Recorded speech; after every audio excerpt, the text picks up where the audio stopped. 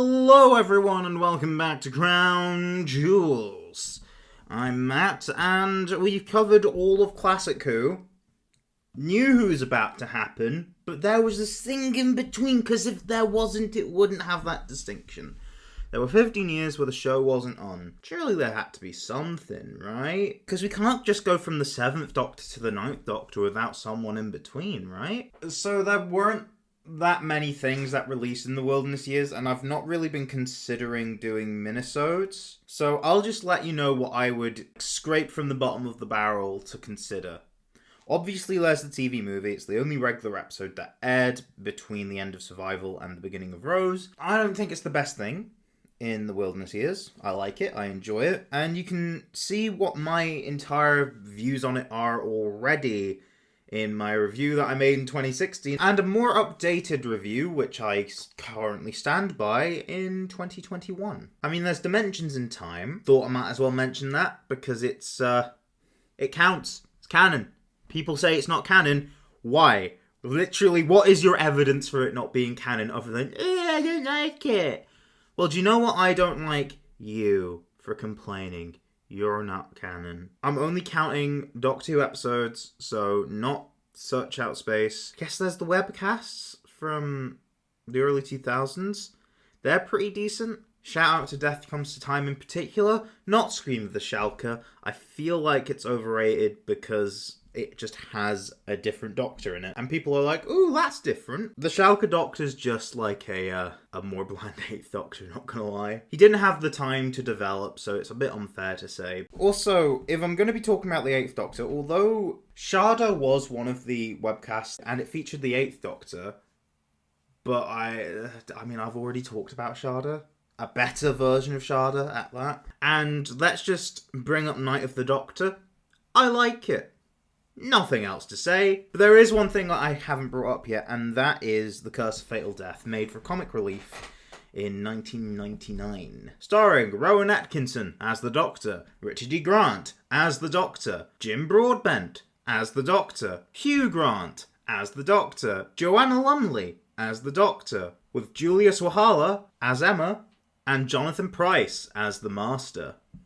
I think it's a really endearing parody of Doctor Who. It was written to essentially be a funny episode of Doctor Who. Stephen Moffat wanted to write some Doctor Who. I was like, you know what would be funny? This. That's the thing. We're laughing with it. Some cynical people may say, but it foreshadows everything that Stephen Moffat's going to do, and this stuff's bad. Wah. I have made it no secret that I'm not particularly fond of the Moffat era, but, it's fine here. I feel like it would be remiss if I didn't talk about some Big Finish in this series. And I feel like I should talk about it in this video. Mainly because when Big Finish started making Doctor Who audios, it just ended up being a stand-in for what wasn't on TV. The books were that too, but I'm not familiar with them, so I can't really comment. I'm sure there's plenty of people on the channel that will be willing to talk about the books now or in the future. But I can talk about some audios. Although there are great audios that happened during the Wilderness Years, such as Spare Parts, Master, and what have you, I'm not going to talk about any that aren't of the 6th and 8th Doctors. Unfortunately, the 6th Doctor only really had Vengeance on Varos during Crown Jewels, and I don't think that's very fair. Because I was kind of a bit wishy-washy during season 23, because I don't really enjoy thinking about the season, let alone watching it. And literally, I've ruled out everything the 8th Doctor's got. So, I need to give him something. So I'm gonna briefly go over some audios that I really like from both. 6th Doctor, I'll only really mention Jubilee. That deals with themes of how we view the Daleks, but also by extension how we view the Nazis in pop culture.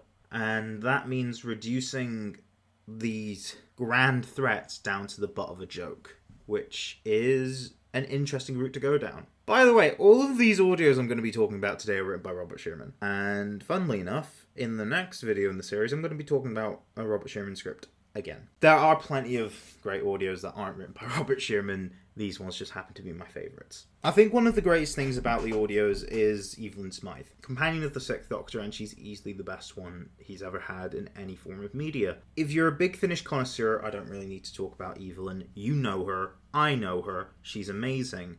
She's this old lady history teacher who likes making chocolate cake and hot cocoa and all that, and is really sweet, and can't tolerate any of the Sixth Doctor's bullshit, which really makes him reevaluate how he acts and goes, do you know what?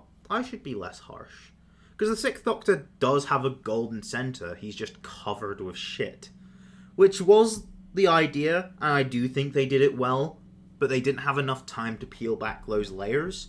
You can see a bit of that in Trial, to be fair, but he needed a few more seasons to really cement himself as one of the best incarnations of the character. I just recommend listening to as many Sixth Doctor and Evelyn audios as you can. And Jubilee's the best one, in my opinion. It's also kind of horrific, which all of these ones are going to be, so these aren't for the faint of heart, and these may not be entirely accessible to the hard of hearing, specifically. The Eighth Doctor, Chimes of Midnight is one of my favourite things ever, and yeah. I've talked about it at length. I made a review about it in 2017. I was young. I don't think my thoughts on it have changed at all. It starts out as very comical and becomes very serious in tone. What it tries to say and do is quite deep, and really, I just recommend listening to it. And Scherzo is also really good. I don't really know how to discuss this one. I'm just going to recommend it. I will say the previous context is that the Doctor and Charlie, who is also brilliant, she went into the TARDIS with him when he decided to exile himself into a universe without time. However, they're not sure what the physical properties of this universe are, and it may be lying to them, and they go a bit mad. And there's a lot of body horror in it. It's not the most grotesque, but there is quite a bit in it. There's a lot of reflection about love and what that means in multiple contexts. There's also quite a few jump scares, just to give you warning. It very much has to be told in the audio medium, because any other sensory experience they have, they do not know if it's real. And it would kind of spoil the effect if we got to have a glimpse at what they were seeing, or what could be seen, what could be felt, what could be smelt, what could be tasted, what could be anything. And finally, I'll give this honourable mention. It's not part of the Wilderness Years, but it is an Eighth Doctor audio. I'd be remiss not to talk about my favourite Eighth Doctor companion, Lucy Miller, played by Sheridan Smith. Yes, that's Sheridan Smith. I would say I recommend listening to the range as a whole, but the thing is, like with the new series, if it's done well doing a lot of setup and is able to pay off, that setup and payoff is naturally going to be favoured highly. The two-part story, Lucy Miller and To the Death, are an honourable mention. If you're a fan of The Monk, you'll be a fan of Graham Garden's Monk. If you're a fan of Susan, she's back. If you're a fan of the Daleks, it's a good Dalek story. And yeah, but I will say you kind of need all of that prerequisite. So it's not really something I can really talk about without that. But yeah, that was the Eighth Doctor and the Wilderness Years in general. What do you think? Let's just have a big discussion about multiple topics in the comments below. And next time, I'll take you on a trip of a lifetime. We are going to start the new series. Ooh, I wonder what I'm going to talk about for Series 1. I already gave a bit of a spoiler in this video, but is it going to be the only one I discuss? Again, spoiler alert, no, but I'll see you then to see what I will discuss as a whole. Goodbye.